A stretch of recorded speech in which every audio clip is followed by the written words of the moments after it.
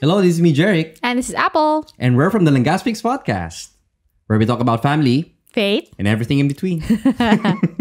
So you might be wondering what langga means. Yes, what is Langga? Langga. Well, langga comes from the word palangga, which in the Hiligaynon dialect means beloved. I'm Ilongga and my husband is From Laguna. From Laguna, and we're both based here in Dubai. Which just shows that I have no call in this show.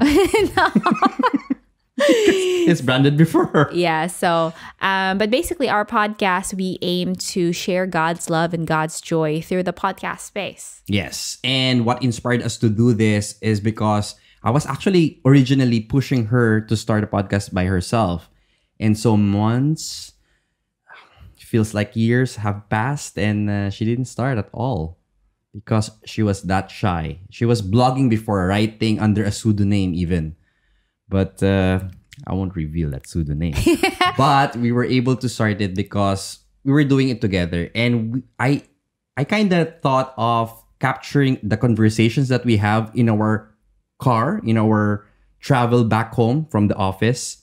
It takes us about an hour. Traveling from the office to our home. And so I'm like, you know what, Langga? We should capture these conversations because when we're together, we're more, open. We have deep conversations whenever our son is not around or family is not around. And this is actually the only me time that we have. So it first started off with us sharing our story to anybody who would listen, evolving throughout the stages of our relationship. But then later on, we realized that our content became more intentional and we started bringing in guests, people who brought about, who advocated, who lived out the message that we wanted to be able to share with those who were listening to. So it just evolved to become...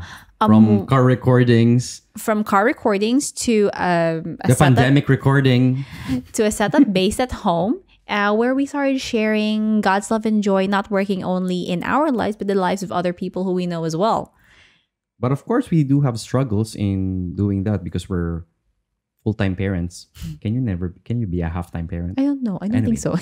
So we're parents to two kids. One is 4-year-old, turning 4, and one is 9 months. Yeah, so that was one of the major struggles, having to handle a weekly recording with a toddler and an infant in between. So it would the only way we would be able to overcome that was to record in the middle of the night once a week.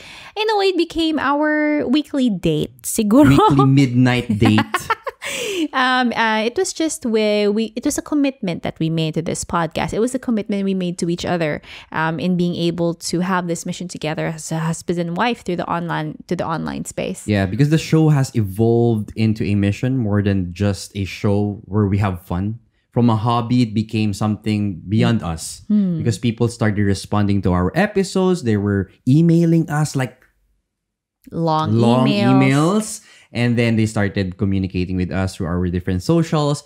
And so it was also a responsibility that we take, that we get to respond to them, to communicate to them, to create this relationship with them. Because that's the beauty of podcasting, which we never realized, that it's basically like talking to a particular person spending, 20 to 40 minutes with you, finishing the whole thing with earphones between their heads.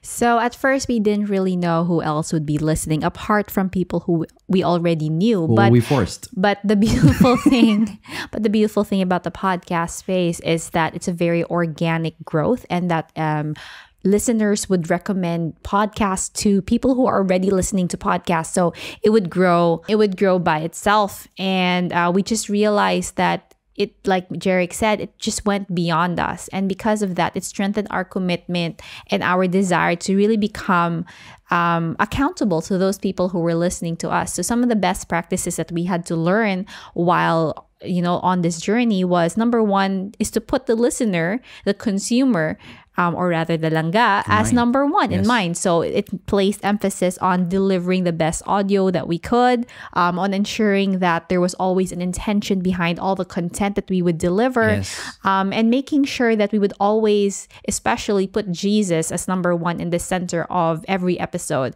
because we wanted for the listener, for the langga, to be able to experience Jesus through every time they consume the content that we would put out. Yeah, for them to experience God's love and joy. And so letting us be on the mindset that who are we serving? We were given this privilege.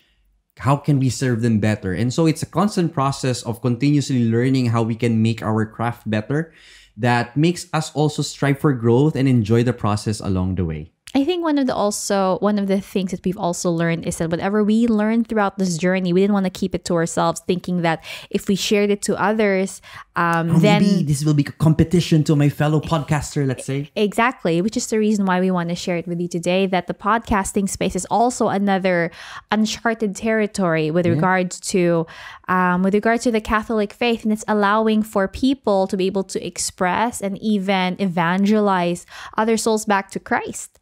And I like it because it's a collaborative community that we have in podcasting. It's still very new in our country, but it allowed us to express more because it's an audio-first platform. You don't have to have video whenever you're recording your episodes. Makeup. No makeup. So it became an easy way for us to be more authentic, to actually express, because this is long form. A lot of podcasts runs from like 30 to 45 to an hour.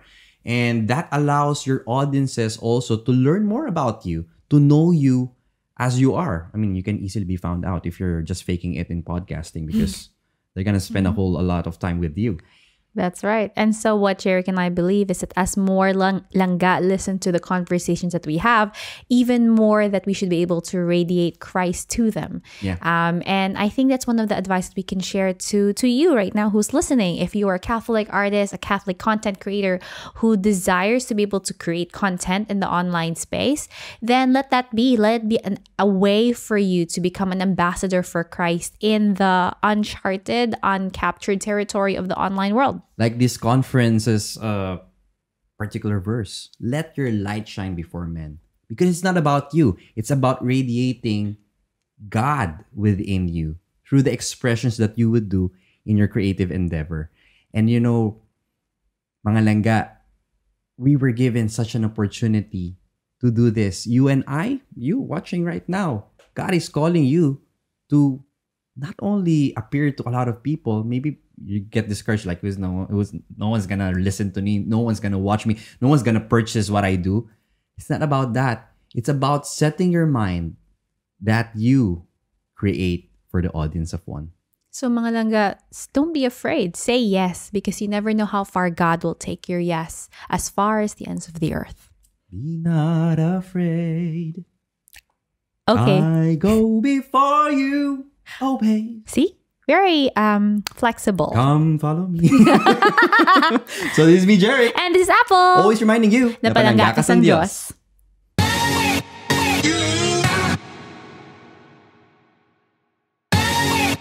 You